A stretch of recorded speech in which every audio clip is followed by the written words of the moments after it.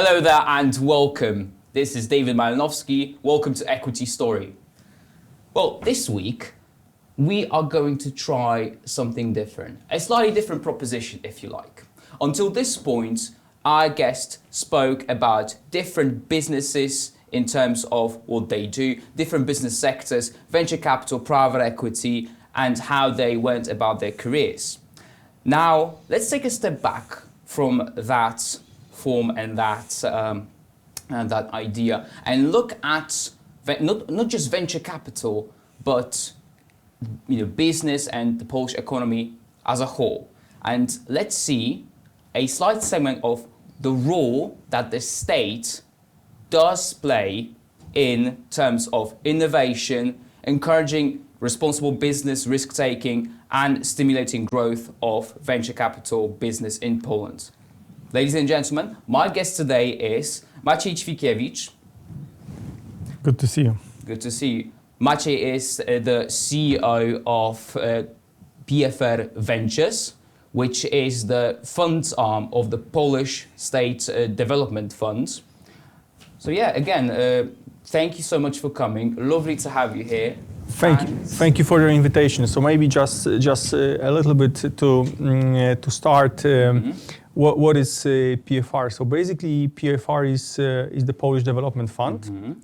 It's an equivalent of what you have in the UK as British Business Bank or in France as BPI. Mm-hmm. Actually, BPI combines both State Development Bank and State Development Fund. British Business Bank also combines some of those functions. Now, apart from PFR, there is also a separate entity, Polish Development Bank, which is named Bank Gospodarstwa Krajowego. Mm-hmm. Yeah, but at Polish Development Fund, we generally invest equity. Yeah, and we are also an operator of various other state programs. Now, PFR Ventures is an arm, is a subsidiary of Polish Development Fund that focuses on funds investments, which means that we invest in funds that are independently managed. These are primarily venture capital funds, but there are also buyout funds, private debt funds or mezzanine funds, and potentially in the future some other types of independently managed alternative investment funds. Mm-hmm. And our role is actually similar to what those before mentioned institutions do in Western Europe. Mm-hmm. So it's not only about IRR, it's not only about the rate of return, it's about developing the market. Mm-hmm. So when we look at developing the market, we take into account several areas. First of all, it's supplying capital to young entrepreneurs, to startups. And when we say supplying capital, we do it in the most efficient way, in the sense that this is done through equity. So equity as a shareholding instrument is most effective because this instrument allows the suppliers of the capital to co-control or co-manage the company. Of course, they have voting rights. They can have their say as shareholders in the important decisions of the company. Of course, and because you have those rights, so you actually co-create the strategy of a company, you supervise the growth of the company, etc. Whereas when you provide debt, it's a slightly different role, and especially equity is very much opposed to dotations, which are also important, but then the efficiency of these instruments is significantly lower. Mm-hmm. It's also important, especially at the very early stage of development. But the role of dotations is very different. And generally, in the public sector, what you observe is you see that there is a tendency to decrease the dotations and increase the value of equity investments, just because the efficiency, the effectiveness of such investments are much higher. So our role is to. I was just going to say, because obviously you mentioned several aspects of what you and your colleagues do at PFR Ventures. So first of all, I was just going to ask about in the general overview, if you like, the role that you play as a state-backed financial institution in the broader Polish economy, but also in, as you've mentioned and touched upon this, in terms of venture capital and broader sort of private equity markets here in Poland? Yes, so exactly. As I said at the beginning, the first focus is to provide proper financing to startups, to early stage companies. Now, the second role that is also very important, and it's very tightly linked to the first one, is to create the ecosystem of venture capital funds. And what those funds do, they actually do the screening. So they go to the people that work at such funds. They go to the market, and they make a financial decision, which is in which startup they will invest. And this is a kind of discriminatory role, similar to the banking sector. In a banking sector, banking officers also decide which companies get a credit and which don't. Loan, yeah. Yes, so they try to distinguish between good projects and poor projects. Those decisions are never perfect, of course, but generally the system works properly, and they really discriminate quite properly between good and bad projects. And in venture capital, it's actually very similar exercise, but because startups cannot really rely on any kind of debt financing, and the best source for capital is equity, and the best type of equity is equity provided by those professionals that have experience in investing in early stage companies. This is why building such an ecosystem of venture capital funds is so important. So at the beginning, when we started back in 2017-18, there were approximately 15, maybe 20 venture capital funds. Now, depending on what kind of benchmarking you do, against other Western European countries or the US, you can say that in Poland there should be 60, 80, maybe 100 venture capital funds. Now, they did not exist at the time.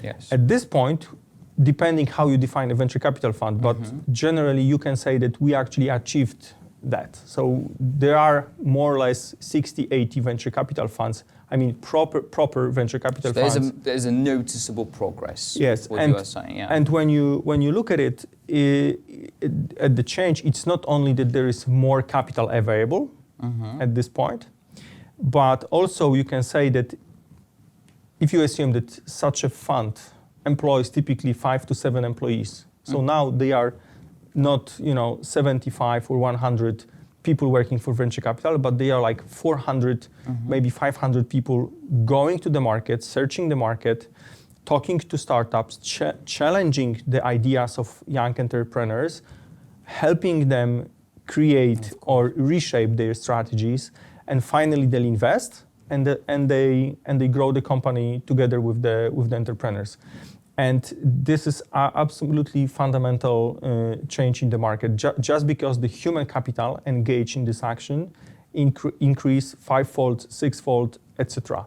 It's a major change in the market, and the second result of this is that actually you increase the base of those startups. So what you could, for example, what you could observe even before 2016, 17, 15. If I can just interject very quickly. So quite a few of my previous guests, they had this exact same distinction about what it used to be like in the 2000s, early 2010s, that it was not Wild West, but Wild East, in the sense that the venture capital scene was not really existing back then, and now it's much more formulaic and much more structured, including having institutions like PFR Ventures. But I can see what you mean by saying that there's been this shift. Yes, this is very right. So if you compare it to the gaming industry, you have already a number of startups that produce different types of games in Poland. Simulators and all that. They are probably 50 or 100 of them, but an entire ecosystem has been created. So if you are a developer, if you are a programmer, and you work for such a startup, and of course you do your best, you have some shareholding, but if it doesn't work, if at the end, the startup doesn't fly, it goes bankrupt, they don't have to worry. Why? Because they are not like the only company. They are not just 3 other companies. There are tens of those companies. So if something goes wrong, they can switch, they can actually move to another such a startup, maybe in a slightly different role, but they can actually move on. So there's a market effect now. There is now a market, so those people, they don't have to worry that, okay, I left a corporation and I start doing something strange, something new. Risk, if I fail, maybe the corporations will not take me back. Yes, they don't have to worry about this anymore. And in the startups, in the other startups, not the gaming ones, it actually happened exactly the same. So imagine now we send cash to approximately 150 startups a year. So you continuously sit there throughout the year, observe the market, identify what you and your colleagues who are experienced investment professionals, what you think could be, has potential, has future, could be, interesting, and you basically invest in these and effectively then sit and monitor the progress of them, I suppose. Exactly. So during last 7-8 years, what changed is the number of those startups receiving financing, not from friends and family, which of course have good faith, and it's great they provide money. But the bank of mom and dad, yes. But they don't have the professional investment judgment. And if you see now more than 100 startups or even 150 startups a year receiving financing from professional investors, it means that they are actually 150, maybe 200 good projects. And 5 years ago or 7 years ago, we didn't have that. And this is a major shift in the market. And of course, it's a kind of snowball effect. So, 2 years from now, down the road, we will have 300 or more. Of course, it's difficult to judge. Scale, right? But it's growing, and this is very good. And a lot of those companies are really companies that will do international expansion. And they are extremely important. Just to give you 2 examples, there is this company called Booksy.com. To describe the business model, the easiest way to do it is to say it's a booking.com for hairdressers, barbers, manicure makers, etc. And it's absolutely fantastic. So now you have a Polish company, and if there is a lady now in California and she would like, she's on a trip to Los Angeles or she wants a haircut or San Francisco, and she doesn't know, which hairdresser to choose. She goes to the application. She can see what's around. She can see rankings. She can she has access to calendar, etc. It's absolutely just click, book, and that's it. And go, yes. And this is a Polish company doing this. And this is a Polish company doing brilliant. this. And of course, a small part of this cash also goes, like in booking.com, goes back to Poland. Of course, because these bright people, they are first and foremost, well, I suppose most of them, they actually live and work here. So they're here, stationed in Warsaw or other major Polish city. They pay in their taxes. They obviously buy food, etc. They pay back to the system. They generate income. Everyone wins effectively. So that investment is not just the government investing in that particular startup or a section of different startups. It's actually investing this money back into the economy. Exactly, and maybe to make one thing very clear, as I said before, we do exactly what British Business Bank does and other institutions. But what's very important to stress here is that the investment decisions in which startup the money goes it's not made by us. It's not made by the governmental side. It's made by the independently managed investment teams that manage venture capital funds. Now, who provides the money to those funds? We provide, but always there are also private investors that have to invest either directly in the fund or make a co-investment in the company. So there is never, the decision is not made by the public side, and this is extremely important because the alignment of interest is properly designed. The investment teams have to put in their own private savings into every single investment. They have a proper share of profits. It's all up to international standards, and that's why all the system is flourishing. Apart from this, we also engage in some other initiatives that grow the market, that develop the market. One of them are tax incentives and tax changes that we actually helped the governmental side to prepare the proper legislation, and now we almost eliminated double taxation that used to be here. So now, if you are an investor in a fund, you will not pay double taxation. So, which is obviously nice. Which is and it's it's nice, what it should be, really. and it's how it is in the Western world. Absolutely. But 5 years ago, it was a different situation. It wasn't so the case. first the fund was taxed, and then you were supposed to be taxed as an individual investor. Now it has changed, and what's more, we also copied and a little bit reconstructed the solutions from the France, UK, and Italy, and now there is a quite nice also a kind of tax waiver for your investments in VC. So if you are an individual and you invest in certain types of venture capital funds, it doesn't apply to all of them, but certain dominating type of venture capital funds. It's mainstream, essentially. Yes, yeah. You can deduct from your taxable income 250,000 zloty a year, which is actually, for Poland, it's a significant amount, and it's actually quite comparable to what you can see in the UK and in France. So this, of course, increases the inflow of capital. Yeah, attractiveness of private our capital. market, yeah. But it also, when there is a profit, everybody's happy. It's not that they are initially happy because they invested in a nice startup, but then they lost 50% of the invested capital through taxes. Now they benefit from the new schemes, and it's very beneficial. So on one hand, you actually help and invest into startups, but you also help the actual government itself make more informed decisions in terms of its policy.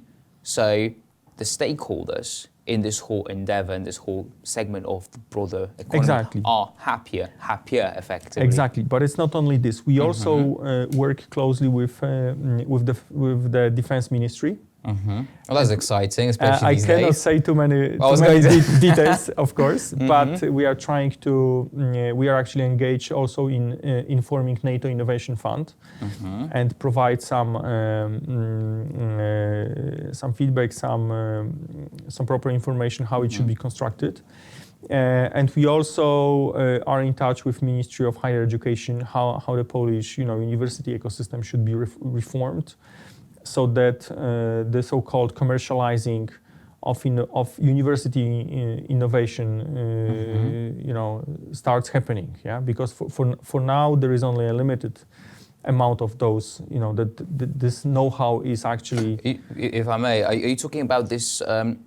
This idea that obviously universities are these cathedrals of knowledge, and obviously Poland has no shortage of incredibly motivated and young, bright people. Absolutely. And a lot of these youngsters, young people, they come up with ideas which can actually, if properly helped and given a wee bit of a push, can actually go global, actually can influence things and contribute. Exactly. Is that what you're talking about commercializing this? Exactly. So there is a lot. Can you tell us more about There this? is a lot of good people. There is a lot of good ideas. There are many good projects. But when you actually look at the number of projects that got sold to the industry or became startups, actually the number is quite limited. And this is one of the areas where we still need to make some, more work has to be done. More courageous moves.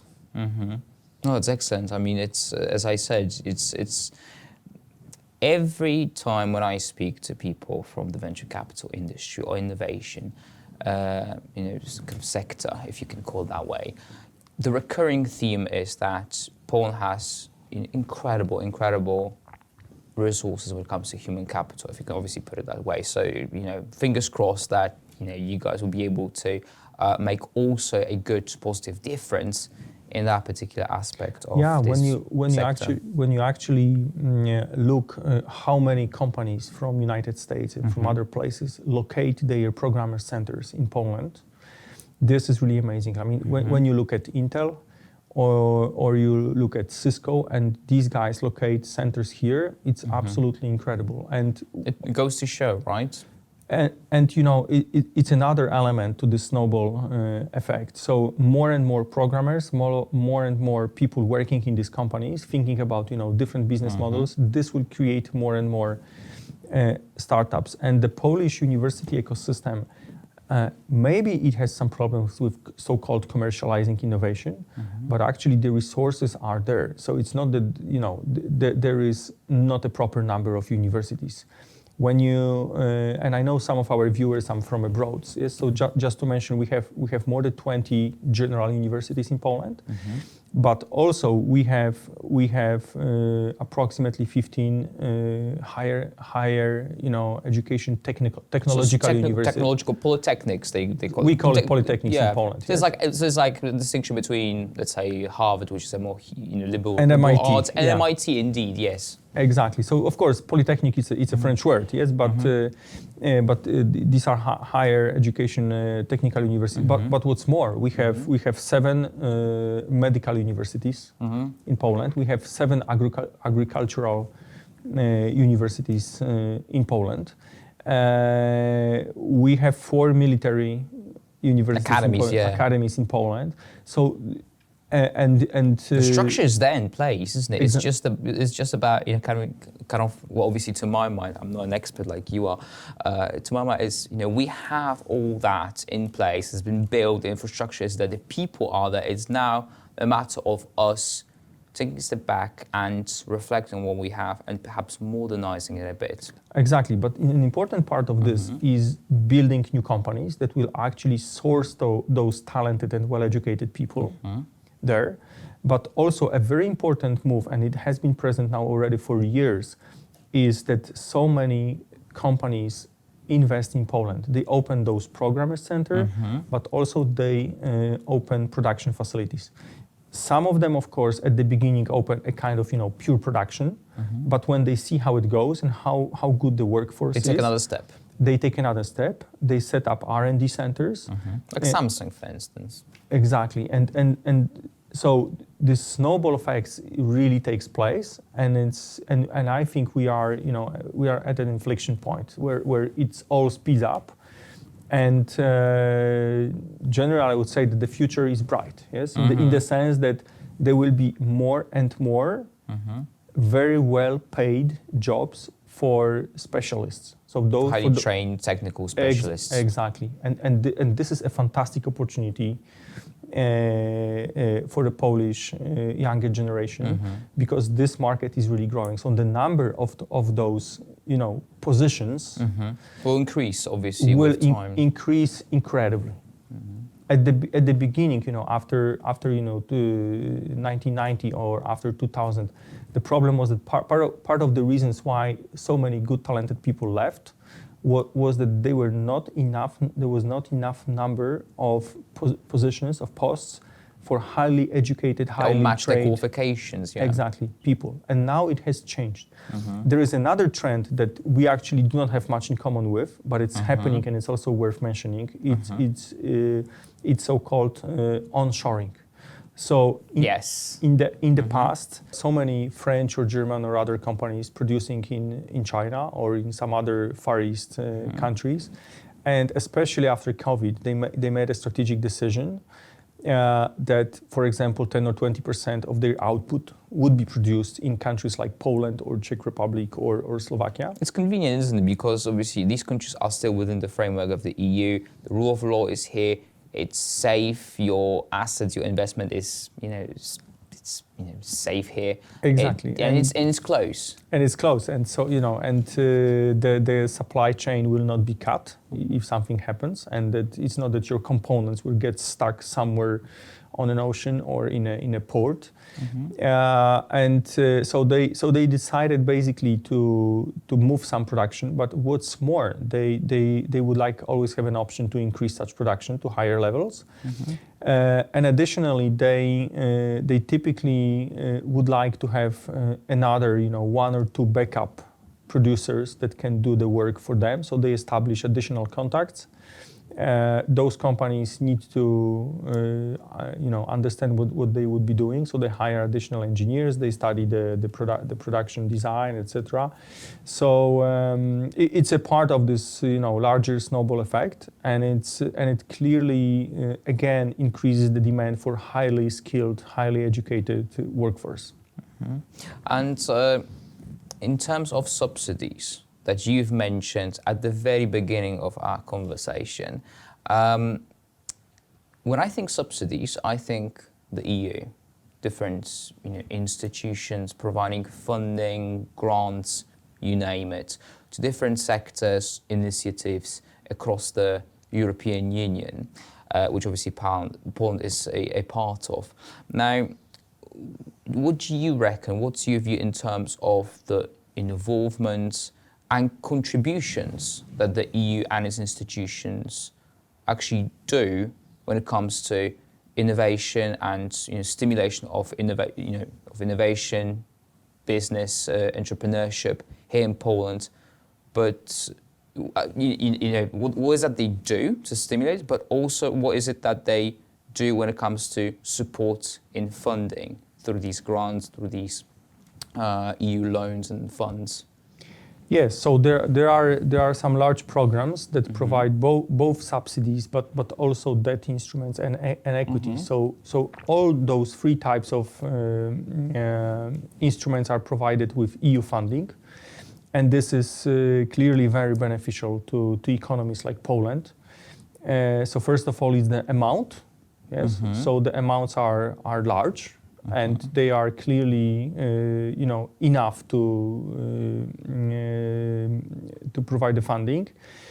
I'm not saying that all the, in details, it's not always perfect. Sometimes it's difficult to match it with some private funding, but generally it's a clearly very positive thing, and we should be grateful that such funds are available.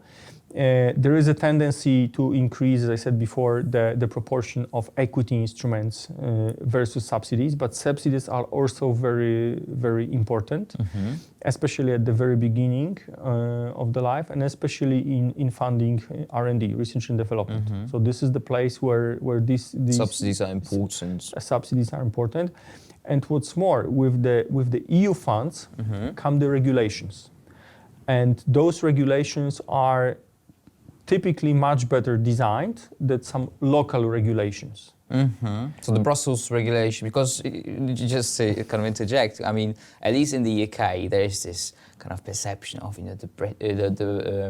the Brussels mill, the red tape mill, that they just produce these endless regulations like a printer, effectively. But you say they are slightly better design, a bit more thought through than some of the local. So in terms of how the funds should be used effectively, so of course these regulations are better than local regulations, in the sense that if you are a country like Latvia or Lithuania and you are just not able to in a short period of time produce some good local regulations. If you just take, in a sense, off-the-shelf regulations from the EU. Years of experience, effectively. Yeah. Exactly. So it's actually a quality change that happens.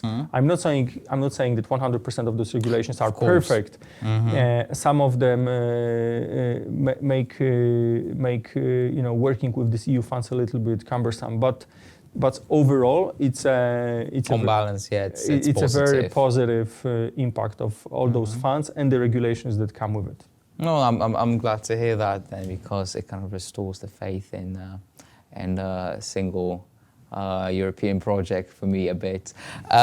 If you don't mind, the very last question, because we've mentioned during our discussion for example, booksy.com. So some of these examples, some of these success stories that PFR had during these past few years. Would you mind kind of sharing a bit more about these? I would just love to hear what is out there that is part of your success story. Yes, there are many more interesting startups. But to give you some other examples, there is, I can't remember now the name, but there is this startup that recognizes a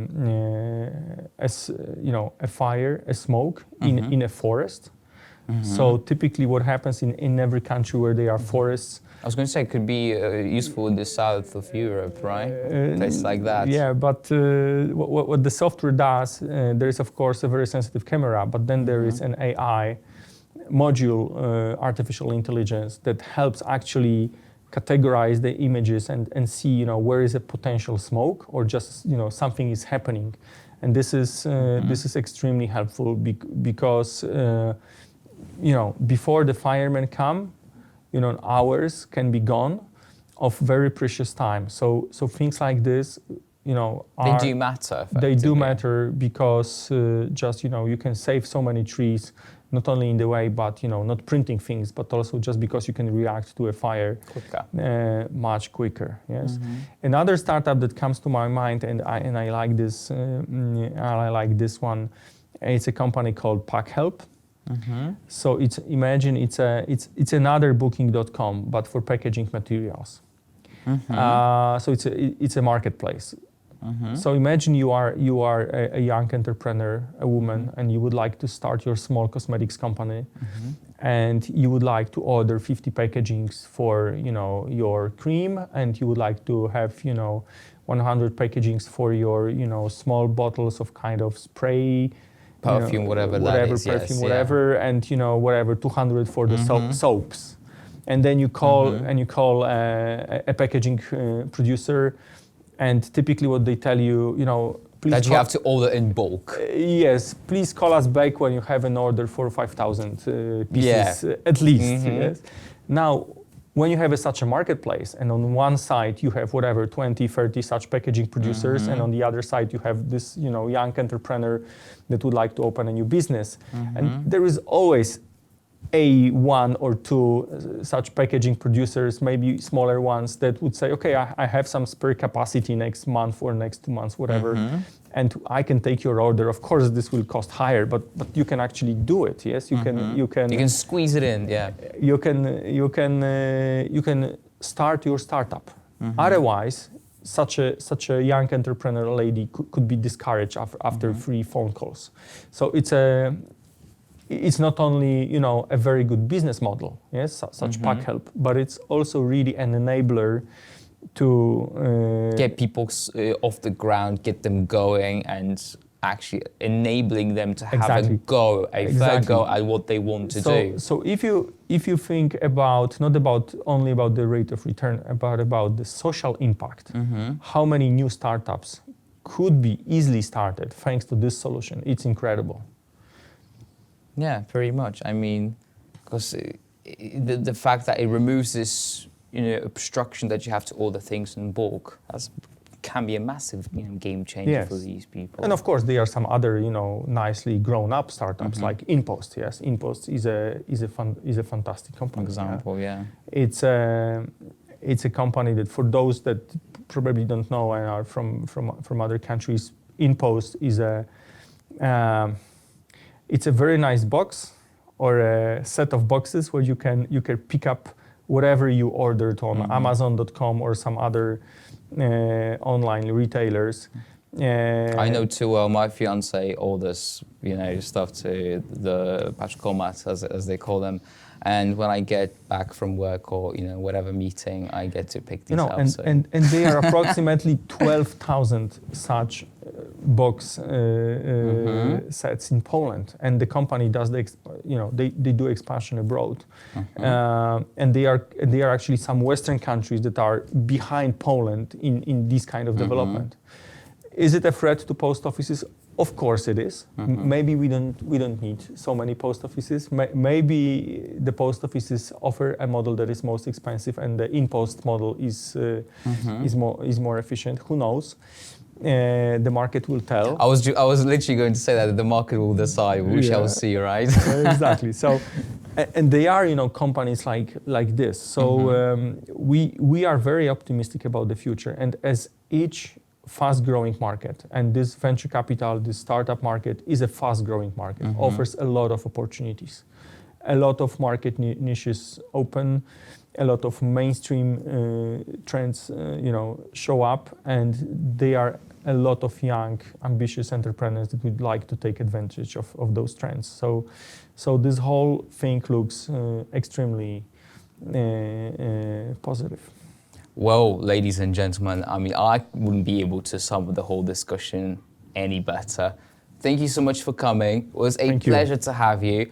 My guest, Maciej Ćwikiewicz, the CEO of PFR Ventures. And I'm David Malinowski. This has been Equity Story. Thank you so much for watching us. See you next week.